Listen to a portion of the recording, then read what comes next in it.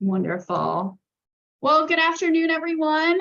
Thank you so much for joining us today for the first session in our three-part virtual back to school series on Campus Resources 101. My name is Susan Kleiman, and I'm the Manager of Alumni Engagement here at NAF. With me, as always, is Dr. Keisha Taylor, Senior Director of Post-Secondary and Alumni Engagement. Give a wave, Keisha. Before I welcome our moderator, just a little housekeeping. Please be sure to mute yourselves when you're not speaking and come on camera if you're comfortable, as we would love to see your faces and let our speakers know who they're talking to. If you have questions at any point, do not hesitate to raise your hand or put them in the chat. I'll be monitoring the chat the whole time. And I'll also be back at the end of the session with some announcements and our gift card raffle. So without further ado, I'm so pleased to welcome our moderator for today's session and my colleague here at NAF, Kirsten Kirby. Kirsten is NAF's Director of Work-Based Learning. Throughout her career, Kirsten is focused on empowering and supporting students in achieving their professional and personal goals. After starting out as a general career advisor, she decided to specialize in health-related careers.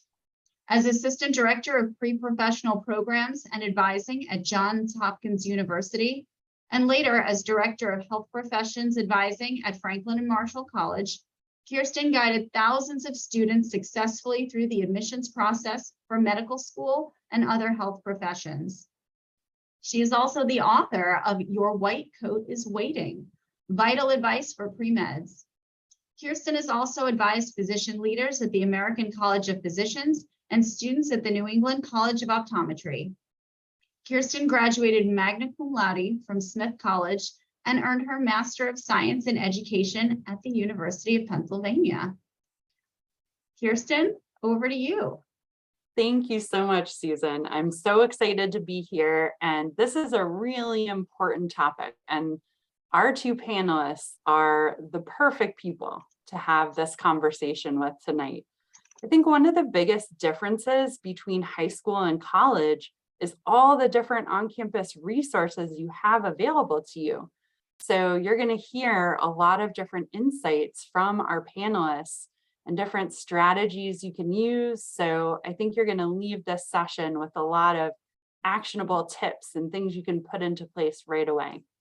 So before we start the conversation, I would like to introduce our two panelists. So first we have Dr. Emil Chuck. So Emil Chuck, PhD, is Director of Advising Services for the Health Professional Student Association, who's the publisher of Student Doctor Network. He's spent over 15 years in admissions, student services, and academic advising, beginning with his role as term assistant professor at George Mason University. He's been part of many collaborations with student affairs, residential life, and academic advising departments before moving on as director of admissions for both the Case Western Reserve University School of Dental Medicine and Rosalind Franklin University. Dr. Chuck earned a Bachelor of Science in Engineering with a focus on biomedical engineering from Duke University, and a PhD in cell biology from Case Western Reserve University. And he currently advises students interested in the health profession programs and builds collaborations to help community college and first-generation low-income students to navigate academic culture for student success. And our other distinguished panelist is Candace DePass. Candace is the director of the Silas Craft Collegians program in the Academic Engagement Division for Howard Community College. She possesses over 15 years of progressive experience in higher education. Prior to joining the Silas Craft Collegians program, Candace served as an adjunct faculty member in the English and World Languages Division, and she held multiple roles in HCC's Office of Student Life. Her student affairs experience also includes residential life, Greek life, alumni relations, and student conduct. Candace is a proud Posse alumna, and she holds a Bachelor of Arts degree in sociology from Bucknell University and an MBA from George Mason University. She's also a proud NAF alumna, having participated in the Academy of Finance, and she serves as an alumni board member of the Business Management and Finance Program Advisory Committee for Montgomery County Public Schools. So you can see what I was saying. These are two perfect people to have this chat with.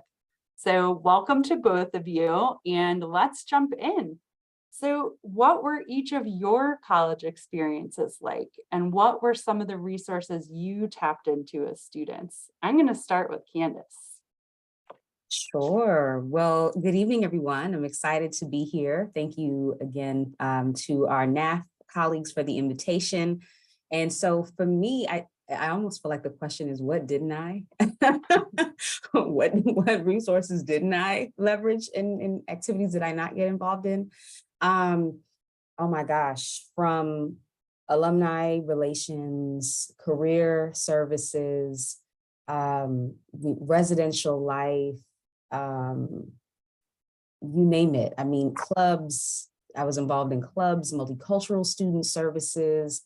I mean, the list goes on and on. I think for me, I always was a student who was always very excited and eager to engage and get involved, particularly, I think, one, because of the relationships, right? Like getting involved and taking advantage of the different resources that are available is just a great way to connect with people and to meet people. And so I think that was always a big draw for me. But then in addition to that, you gain a lot of really great transferable skills, and you learn so much from the different opportunities that you have to get plugged in and get connected. And so for me, it was always a good opportunity to kind of see what's out there and then, find things that pique my interest and then kind of tap into that. And so those were kind of some of the ways that I got involved. I was a member of, like I said, a few different clubs on campus. And I did have the opportunity to join a sorority when I was on campus. And so, again, almost any and everything, you name it, I was jumping in, I was ready. That's awesome. How about you, Emil? Well, thank you so much, Kirsten, Susan, and Kristen, sorry, everybody from the NAF team. Thank you so much. And it's my pleasure. I'm really honored to be speaking with Candace on this panel for you guys today.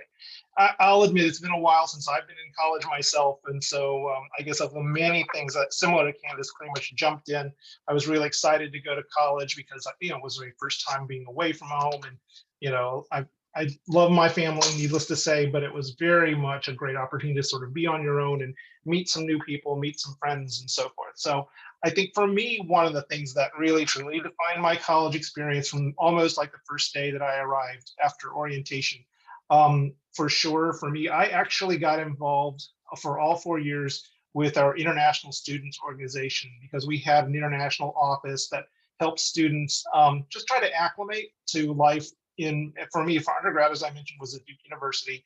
And so not everyone was really, that we had that came from different countries knew what it was like to live in the United States. And certainly living in the South, I think, it has some different cultural nuances that one needs to become familiar with once you're there.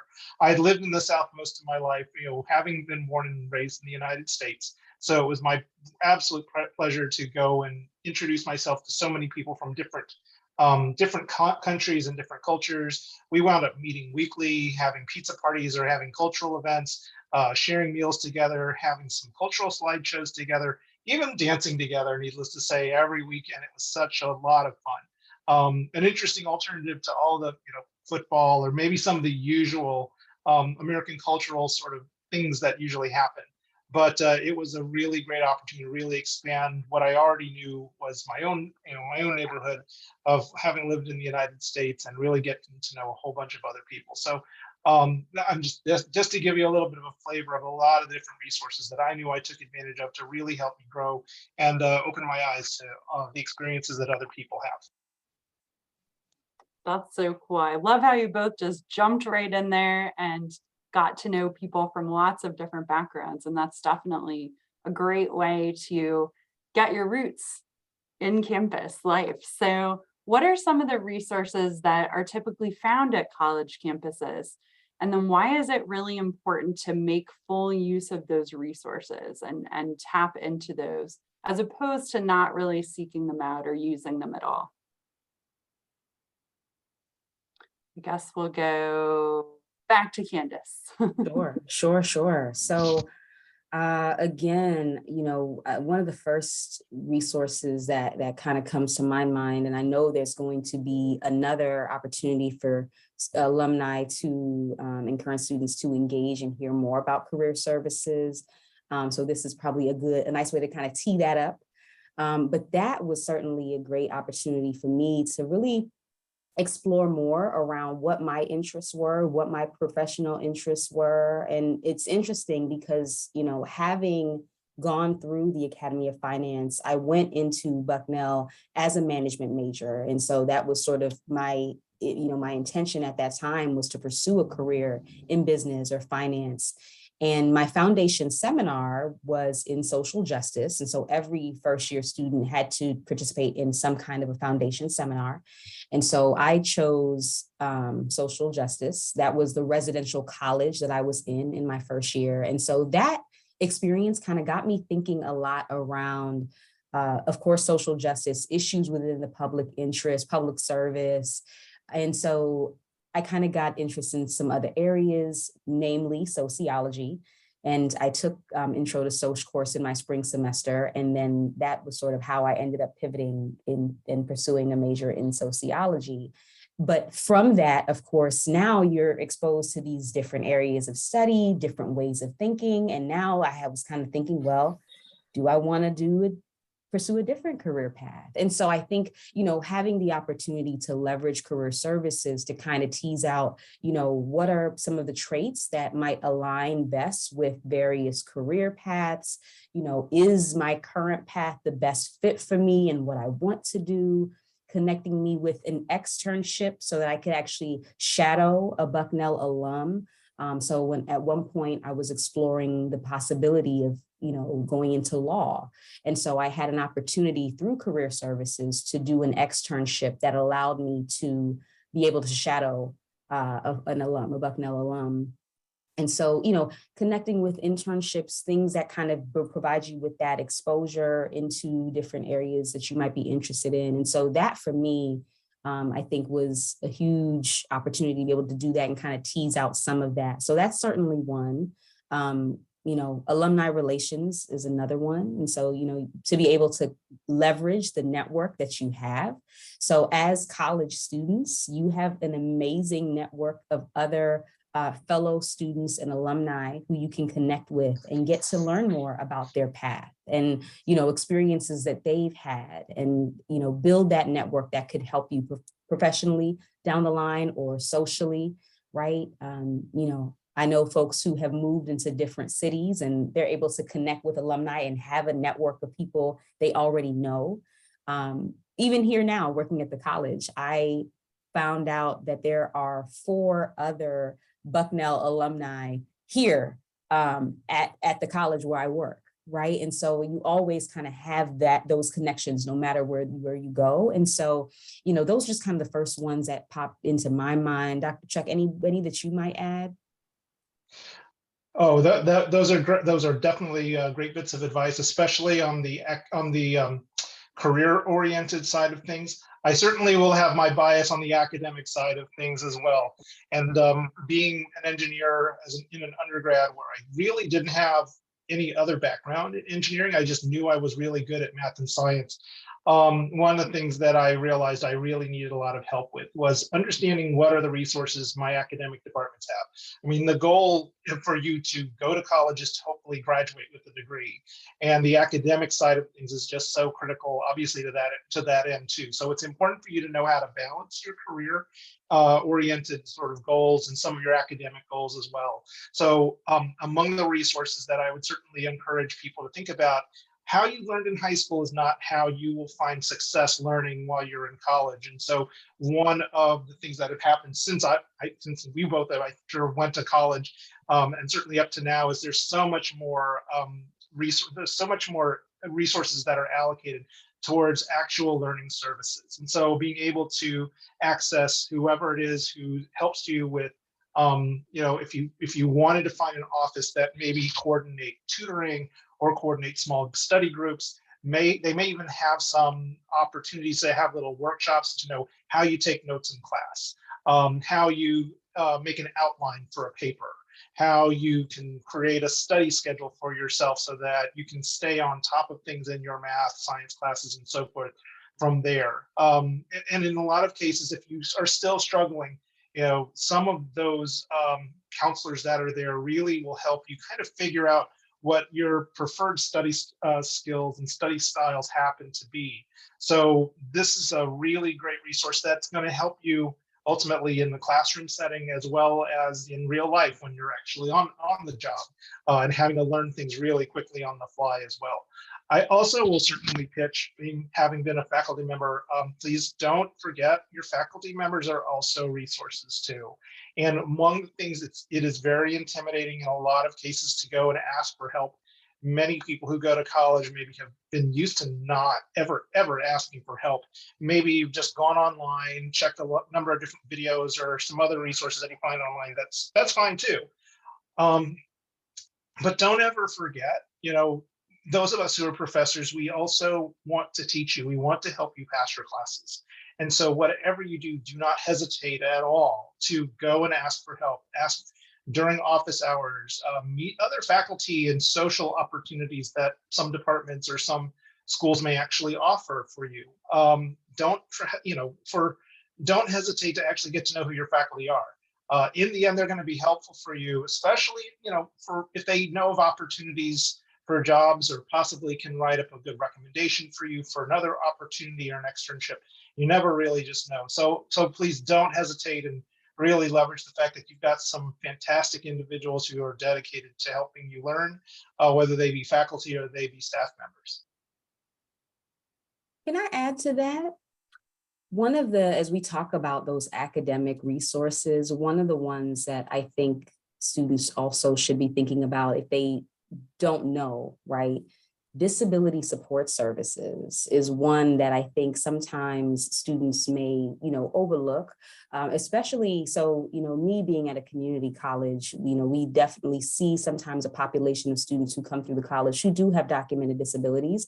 And one of the things that we often have to emphasize to students is just because you had an IEP or a 504 plan or something at your high school that gave you access to those accommodations does not mean that automatically transfers over to your 4-year or your college or wherever you may be. And so it's so critical that students know that, if you do have a documented disability and you receive additional time on tests or, get copies of your instructor's notes or have to sit somewhere specific in the classroom, what have you, seek that out, right? There's, most, if not all, college campuses have a area, disability support services or the like, where you can still be entitled to those accommodations.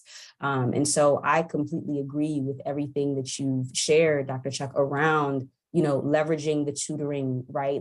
Whether it's your learning assistance center or an area where you're able to get help around your writing skills and how to write, using your library. But all of those resources are so critical in ensuring your success in the classroom. And again, if you're entitled to those accommodations, you for sure want to take advantage of that. We don't want to leave any support on the table. Yes, totally agree. And such great points from both of you in terms of the huge array of academic support. And I love that emphasis on your faculty are there as resources as well. I know you both have been faculty and there is that dedication to teaching students and wanting to support you. So Candace, you had mentioned the library. I think that's a perfect example of a kind of hidden resource that a lot of students wouldn't necessarily think of. So what are some other examples of offices on campus where they may not be quite as visible, but they provide a lot of support for students who seek those out? Sure.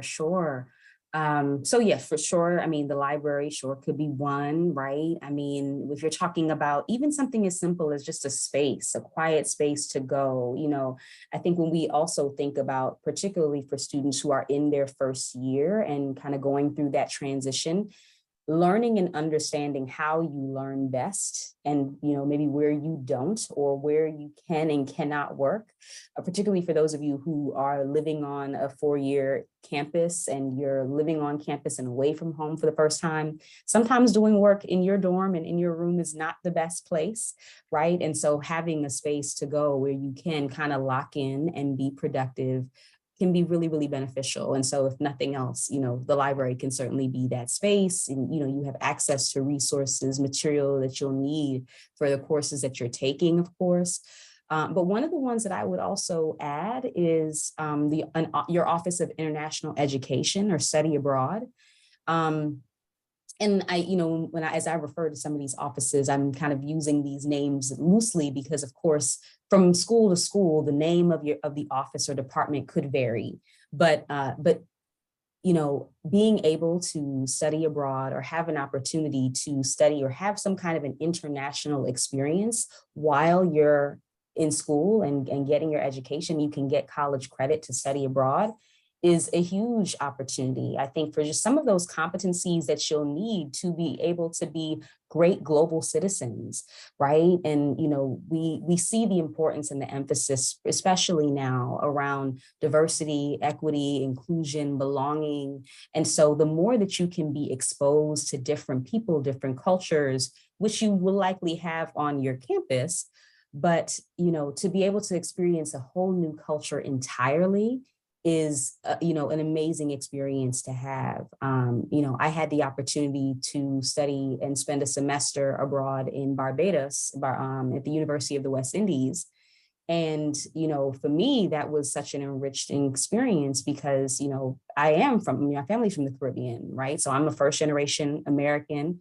And so having had that experience and being able to really engage in that culture and be there and experience what that is like, being of Caribbean descent myself, was, a really unique experience. And so I would certainly encourage students, if you've never thought about studying abroad, to really, explore that. And don't think that that's only a 4-year experience. Here at HCC, we do have an Office of International Education, which is not as common for some of the 2-year schools. So no matter where you are, or even your friends, no matter where they are, that's why I think it's so important to kind of do the research, seek out those opportunities. By now, I would hope that everyone has gone to their new student orientation, right? Or gone through your, your orientation, your, activities and things.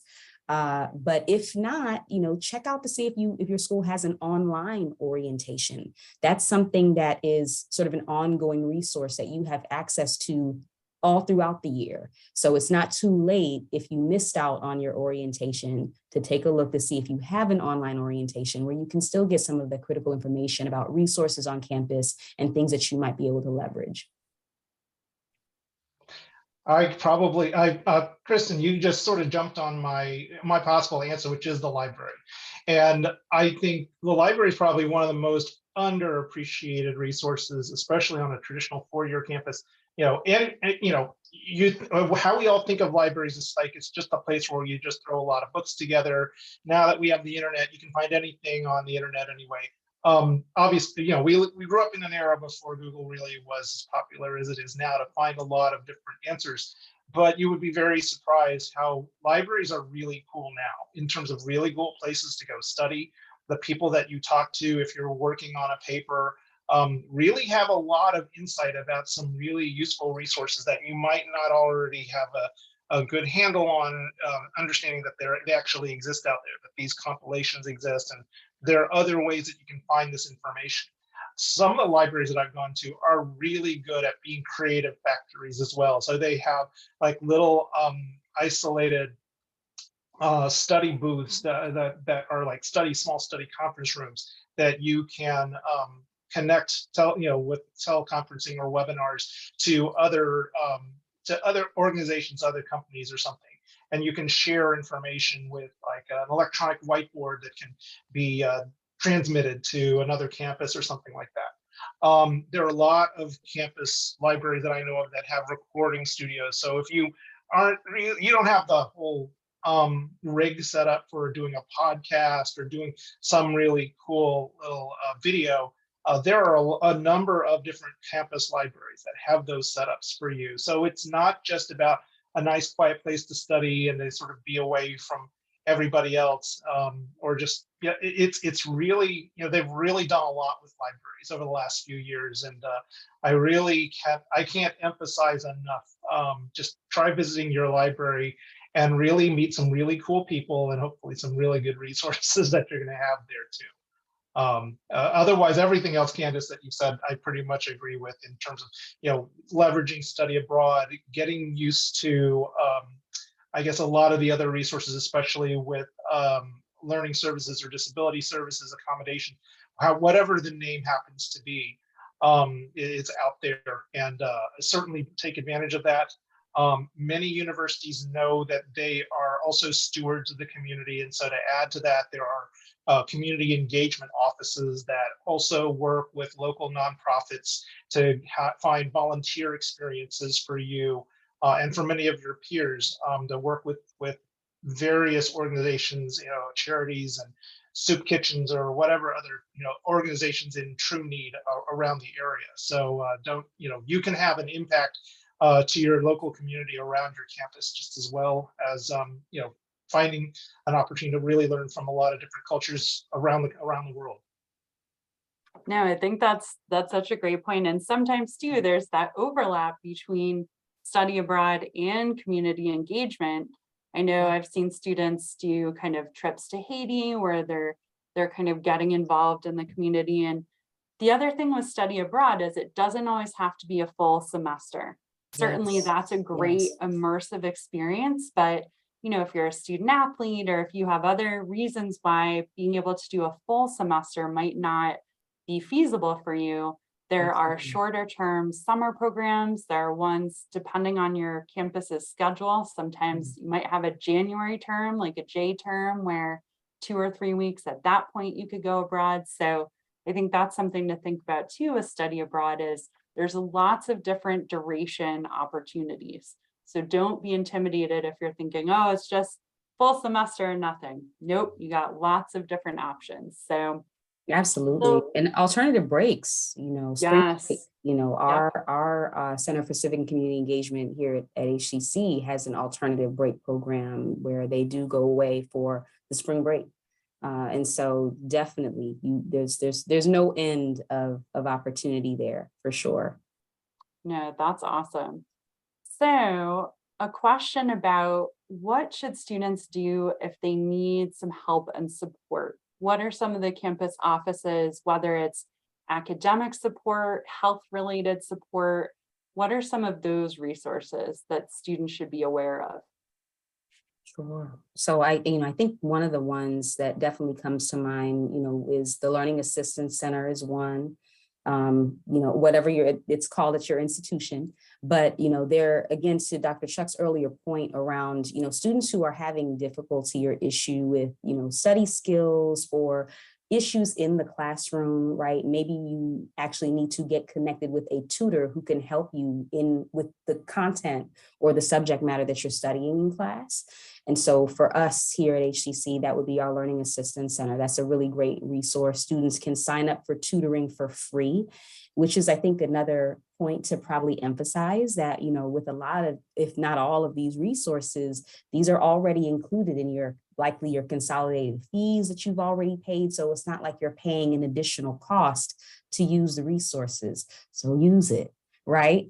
And so, your Learning Assistance Center could definitely be one of those if you need that support, certainly connecting with your faculty we've talked about before. But the other piece too, and this was something that also came to my mind that I wanted to make sure that we touch on, is see if there's any resource on your campus for students who really need community or students who maybe need the extra accountability or support. And so we have a number of learning communities here at HCC. There's also different student support groups or programs. And so for students who are first generation college students, maybe you might be looking for a TRIO program, or for, there are populations of students who are served through different groups, whether it's a program for, minority males or a program for our Latinx students, or you name it. So there are a number of different support services that are on your campus for students who identify with different groups or populations, where you probably have someone who specializes in like retention services, someone who is there to kind of guide and support and mentor you to make sure that you're successful. And so, seek that out, right? Like, and if you're not sure, you don't know where to go to, you can talk to your instructor or talk to your advisor, someone who might be able to know how to point you in the right direction. But I think we can't assume that every student, and even for some of you on this call, gets to your institution and that you automatically know where to go and how to get help, which is why I think this panel and this conversation is so important, right? And so, talking to someone, not being afraid to ask for the help, and identifying and finding out where you can get that support, even with like financial aid and IT, right? If you don't have access to certain resources, maybe you don't have money to buy the books. Maybe you need a laptop. See if there's a laptop loaner program at your institution. So, I mean, there's a lot of support that you may be able to find if you ask the question. Yeah, I'll add to what Candace has mentioned too. You have to be willing to actually ask, and it can be your friends, it can be anybody who you have a good, close relationship with or have a trusting relationship with. There have been many moves by university administrators across the country to make sure there are resources, or at least a one-stop shop, as it were, for people who have military backgrounds, for people who are first generation, low income, for people who are from, who are international, maybe even undocumented. There are many, depending on the size of whatever your campus is and the resources that are supported by that size of that campus, you probably have various administrators, various student organizations that you can turn to for help, and they can hopefully give you some insight about what you can or can't do. Don't be afraid to ask your academic advisors as well. These are some of the people that also keep track of how well you're doing in your courses, and you really normally don't talk to them unless something really weird is you're really starting to struggle with your academic coursework as well. So many of them can talk to you about things you can do if you wound up taking a course, but then something happened at home, or there's a circumstance you couldn't anticipate. You need to know what the policies and procedures are if you were to withdraw from a class, and if you needed to do an overload, or if you needed to plan for study abroad, you need to know and have some people help you figure out what your next step ought to be, hopefully for to benefit for you. So whatever you do, don't hesitate to actually ask for help in whatever circumstance that you really need. There's somebody usually available that can help you and can provide you the type of support that you're looking for, one way or another. But just whatever you do, do not hesitate to just ask people, because there are people who are there specifically to help you out. No, those are excellent points. And I think sometimes when students encounter difficulty, it's sort of that thought of like, well, it's either this or I just withdraw from everything for the whole semester. And there's so many different options, whether it's a short-term leave, like a week, or whether it's getting incompletes and then being able to complete that work later, or maybe it's changing a course from a graded course to a pass-fail course and kind of taking that pressure off in that way. So as Dr. Chuck was saying, that's where your academic advisors and that's where some of the other administrators can really help support you in knowing what those policies are and what the implications of those different options are. But it's really important to know that you have options, because life happens, right? Random things come up, and just knowing that you have that support. I would also offer that most campuses do have a counseling center. And I definitely feel like that's something that just know that it's there. Sometimes they have support groups, sometimes they have individual appointments. whatever might be, and it doesn't have to be something where you go for a long time. You might have one or two things, or this is a time in your life where sometimes anxiety might emerge that wasn't present in high school because of some of the different things that you're encountering. So just knowing that that's there as a resource as well. And a lot of campuses now have wellness offices. So they offer things like meditation, they offer things like yoga, all of those things too. So I just wanted to throw those in there to complement the other resources that were shared in terms of ways to keep yourself healthy and doing your best. So we did have a question come in the chat, which is, which year is it best for students to participate in study abroad? Freshman, sophomore, later? Thoughts on timing of study abroad? Yeah, so I think it also may depend on the institution a little bit with that one. And so I can, from my personal experience, there were a certain number of credits that you had to have completed before you could even participate in study abroad. And so that was sort of one of the qualifiers there. So you may want to investigate that. Is there a credit requirement for the number of credits that you have to have completed? But for me, so by the time I studied abroad, I was in my sophomore year, junior year.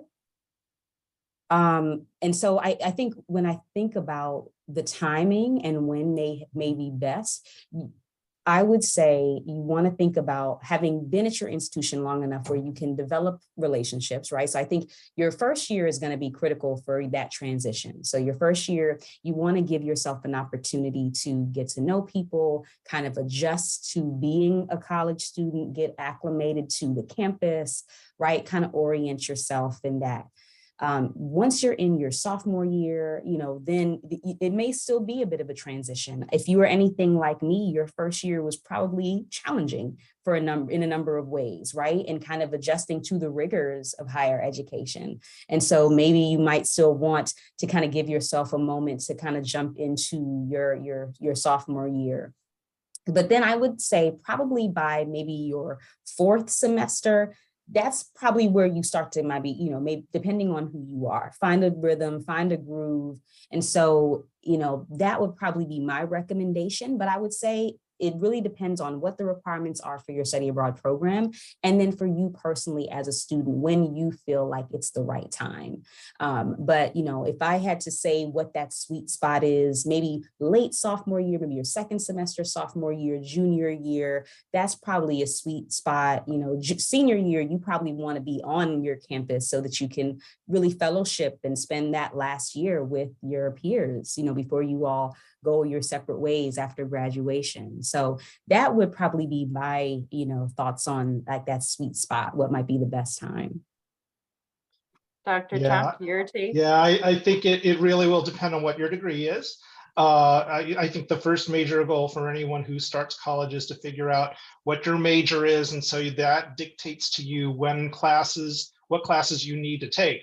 Well, not all classes are offered all the time. So that's one of the things that you want to work well with your academic advisors and your study abroad office, and try to get a sense of how all of those things can fit together so that you can have a really great experience. You may wind up doing a full study abroad experience, say over a summer.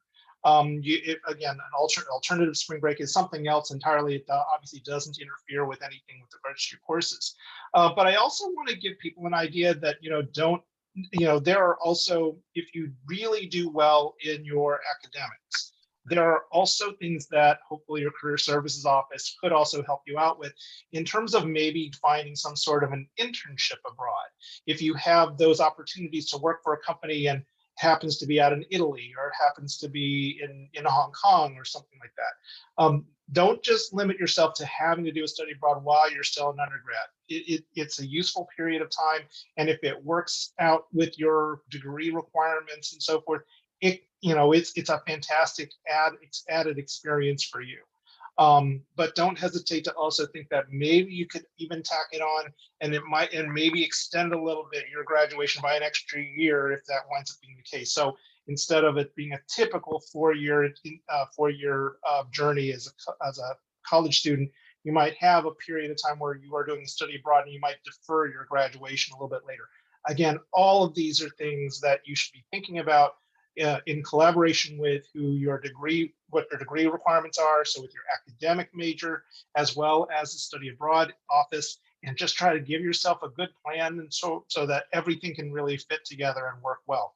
Then, of course, is the money, and that's a different conversation that you should also have with everyone, including financial aid regarding, what can be covered with regards to any courses that you're going to be taking abroad. What are the academic policies in terms of getting academic credit for courses you're taking at an institution abroad? A lot of those other conversations will come as you're planning. So I don't know if there's necessarily a great time. It just depends on what the opportunity is. There may be some really good opportunities you can do at the tail end of your freshman year, the summer between freshman and sophomore year. I do think there are a few opportunities like that if you find them and they work out for you, but you need to just make sure it's within your plan and it's something that you can reasonably do. And two things that I think also kind of highlight things that Dr. Chuck is saying and that we really need to emphasize are: one, you need to see an advisor. Do not navigate your college experience alone, right? Don't register for classes on your own. Don't just go about doing things on your own. See your advisor, talk to your advisor, talk about what your plans are. Let them help you navigate the experience, right? That's key. The other thing too, as we're talking about international experiences, don't think that the physical in-person experiences and opportunities, while they are enriching, are the only ones. There are also some online programs, right? There might be an opportunity for you to do some collaborative online international experiences. And so you're still able to, have that integration of the international components without you even having to be abroad. So for those of you where, you're not in a position where you are able to kind of do the study abroad because of the courses you're taking or your area of study, think about where you might be able to engage in that kind of an online experience through your campus, where they might have that through international education, or even the courses that you might be taking, right? Some courses have a component in them that is very rooted in an international education. So you might be able to still get that global experience and perspective. That might also include partnerships with institutions or faculty or students in other countries. And so there's a lot of opportunity and flexibility for you to still get that, even for those of you who might be in programs or in situations where you don't have the same flexibility. No, totally agree with both of you. And I think approaching it as off-campus study, not just study abroad, because a lot of times there are internship opportunities where, depending on your school's policy, you might be able to do an internship for credit over the course of a semester. I've seen programs where you spend the fall semester in Washington, D.C., and you're interning at a congressional office and you're also taking classes. So I think off-campus study more broadly, sometimes there are also exchange programs between different schools. So depending on your major, let's say you're majoring in medieval history and there's an opportunity to go to a campus that has a rare book collection. And, the sky's the limit with thinking about what your education is going to look like. But that goes back to what you've heard from both Dr. Chuck and Candace about tapping into academic advising, talking to faculty. Really, there's all these components of creating the education experience that you want to have in college. So I think hopefully you're hearing all these different resources that are really going to be to your benefit to tap into. So with that in mind, what is your greatest piece of advice when it comes to campus resources? I think when I think about campus resources and just the college experience in general, it's really what you make it, honestly. And so, there is so much that's at your disposal that if you take advantage of the resources and you leverage them, you can really find success And, find community. I think that that's the other piece too, right? Whether it's through your, whether it is through Greek life, right? Or whether it is through multicultural student services, or, your Black student, student union, or whatever it is, right? Student club, getting involved in clubs, getting involved in your student government association. Find those opportunities for you to get involved and get engaged, whatever your interest or your passion is, whatever would sort of make your campus experience or college experience feel more like home. Tap into it, right? Seek it out. And if it's not there, if there's something that you feel like there's missing, that there's a gap, explore the opportunity for it to be there, right? That maybe there's an opportunity for you to create or provide, use your voice to impact, and affect change on your campus, to provide an outlet for, other students who may also see that need. So I think that that's sort of my, my greatest piece of advice, tap into the resources, find community, find the folks who can really help to be that support system for you while you're there, because more than likely you will need it. And, and lean into it, lean into that support, lean into the resources, take advantage of everything at your disposal, for sure. I think often if you look back and you're not at that point where you can look back at your college experience, you probably may not remember the classes as much as you remember the people who've helped you. And that's what the resources are there about. That's what all these being involved in campus groups and organizations is all about. It's the relationships you've built along the way that have really helped propel you to whatever that next stage of your life happens to be. And for many of us who start college, not all of us start on the exact same plane in terms of our preparation, in terms of our social navigation skills, in terms of our self-confidence and self-esteem. So again, it's really important, especially if you're, from a disadvantaged background or a first generation community, low income community or something like that. The fact of the matter is that resources are there, and they're there for you to help you sort of get on the same page, or to give yourself an appropriate boost so that you can really enjoy your actual college experience as a gateway to the rest of your hopefully adult life, and be able to understand what some of the challenges you will need to face, but with the confidence that you can actually be prepared for a life after college as well. So don't hesitate also to keep in contact with the people that you met in campus resources. There's still a few people that I know I met from a number of my little small collaborations at George Mason that I still every once in a while keep track of on Facebook and other social media. And sometimes it's really nice to see how some of those administrators still continue to sort of grow the community. In many cases, and I know with Candace and NAF, I mean, the opportunity to contribute back is a really great opportunity, and something that is definitely fulfilling from your side, as having gone through the whole process, as well as for the organization that wants to highlight someone that did succeed. So please don't hesitate to just make sure you maintain your connections with the resources that really have helped you out, and definitely don't hesitate to give back as well. And none of these people paid me to say this. No, thank you so much, Dr. Chuck. And thank you, both of you. Thank you, Candace. Thank you, Dr. Chuck. I'm going to open it up to questions. Put anything you want in the chat, any of you who are still on. But yes, those were some great words of wisdom, things to think about and act on for all of you students. Give things a sec in the chat.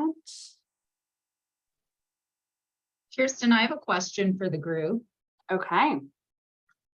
So it's very tempting to get involved in lots of different activities. A lot of our students were involved in many clubs and sports and different activities in high school.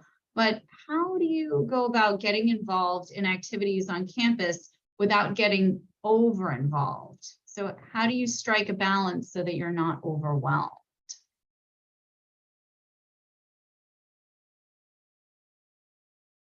Well, I guess first of all, I guess from my own standpoint, I start off with your academics, and I want to make sure that you are taking an appropriate course load, and that you budget in your schedule, your weekly schedule, the right amount of time outside of the class that you're going to actually study. Sit down and study, learn the material, and so forth. I think if anything, it is you need to budget more time in college compared to the time that you would normally allocate for high school. I think for most people, I think the reason why there are course hours designated for many of the classes that you have is that is the suggested budget of how many hours of studying you need to take for every hour of lecture or lab or whatever else that's being given to you. So you already have a good idea if you have a 12-hour schedule that you need a budget at minimum another 12 hours of study time so you can cover all of that material. I don't know if that's ever covered or discussed in orientation, but that's one of my pet peeves to tell people, like, that's how you do it. And the one thing that I know I wish we could show you is, like, we have a lot of advisor meetings where it's like, okay, show me your schedule, where are your classes, where's your studying, and then let's fit the other things around there as you need to in terms of the activities that are really most important for you. Enough time for you to do whatever your daily habits and routines are in order for you to kind of keep balance and keep a good orientation in terms of how your days are going, keep your health and your wellness up and running.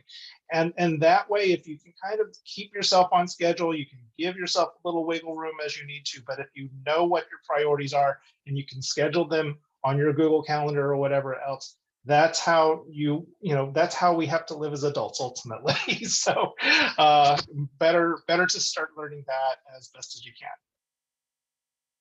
Yeah, that was not my strong suit. So I and still learning. I think I agree with everything that Dr. Chuck has said. I think learning how to set healthy boundaries is key, right? And I think that ultimately, I think when it comes to just adulting and, going through the college experience and, beyond that, that is kind of a part of the experience is learning how to set healthy boundaries, knowing and understanding yourself and what you can manage and take on versus not. And so I think that learning and knowing how to say no is very important. And so I think that that's a part of it, because ultimately you can't do everything. And so I think that once you have sort of, followed the advice of Dr. Chuck and those guidelines, right, and you've outlined and accounted for all of, your major priorities, then I think the next step is learning how to say no, right? When you've identified what you can do and when you're at capacity, and there's just other things that your friends or, you want to be involved in, and folks are tapping you to get, come and join us and things, and you can't do it, knowing how to say no. And, maybe, and it doesn't have to be no forever, but just no right now, right? Like, that's okay. I love that. Building up your no muscle is very important for life. 100%. So, and yes, I know I've kidded around about the Panera approach to activities. You pick two. Like, don't overload yourself. And I know there's that sense of urgency to want to do all these different clubs, because on most campuses, there's 60, 100, however many, but they will be there for you. Just get settled in, and sometimes doing an actual time journal, almost like a calorie tracker, doing a time version of that, you'll be surprised how you're actually spending your time. So it goes along with what Dr. Chuck was saying about your Google Calendar and just knowing how you're spending your time and where different activities might be able to fit in. But I'll also add one more thing. Most of the time when you're in high school and you're doing activities, there's a lot of stuff that your faculty advisor is doing in the background. When you're doing stuff as a college club, the faculty advisor does not do, or probably will not be doing, as much. So guess who gets to do all of that work, all the logistics, all the membership calls, and making sure you have everything scheduled. It's going to be on you. So believe it or not, you will wind up understanding how much your high school teachers did without you knowing it, and you should be thanking them for that. So we have a great question here. What resource or advice do you find yourself still going back to or looking for in your career or life in general? That is a great question.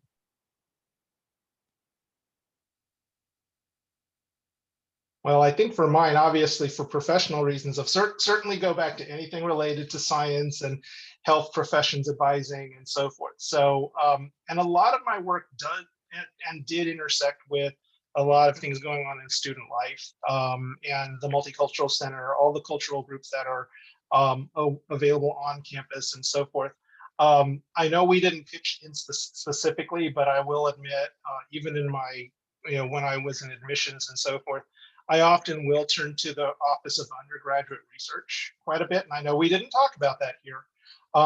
Sometimes the Office of Undergraduate Research and Creative Activity, whatever that gets called, is a really interesting resource to tap into, especially, I mean, I have a PhD, so of course I have my interest in that regardless, but especially to try to inspire people to think creatively, think like an entrepreneur, understand just sort of the basics of scientific research or social science research, marketing research even.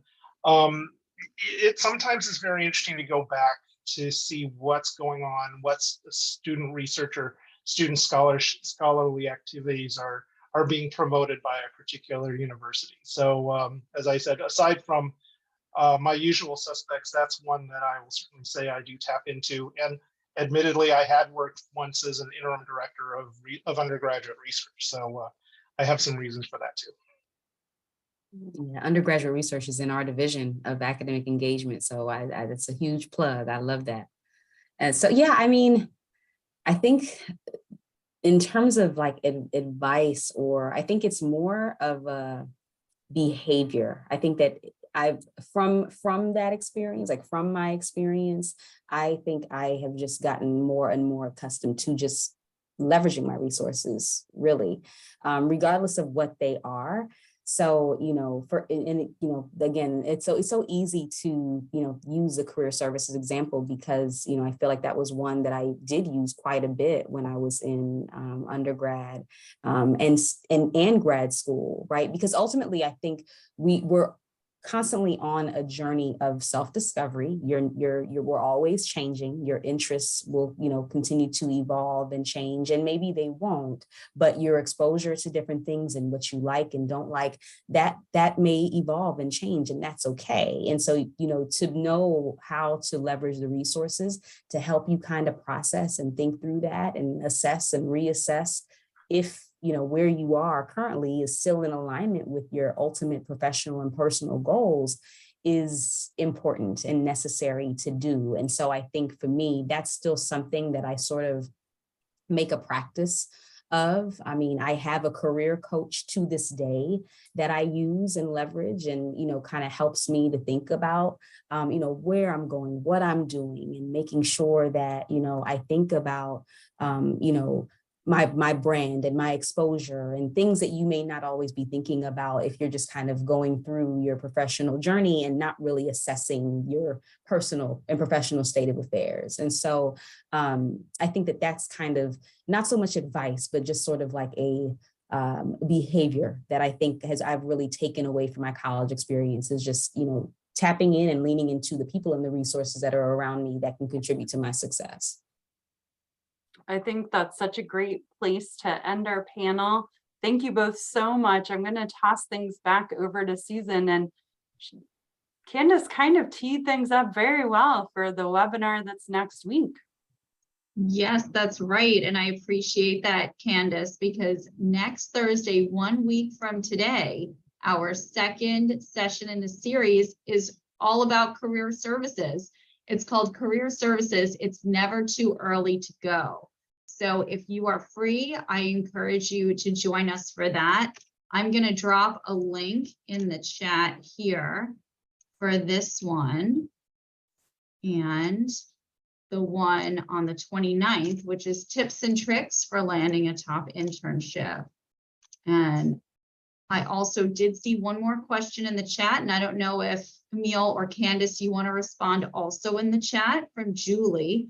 Do you feel like these resources helped you to get into the position you are in today? And what resource do you think was the most impactful?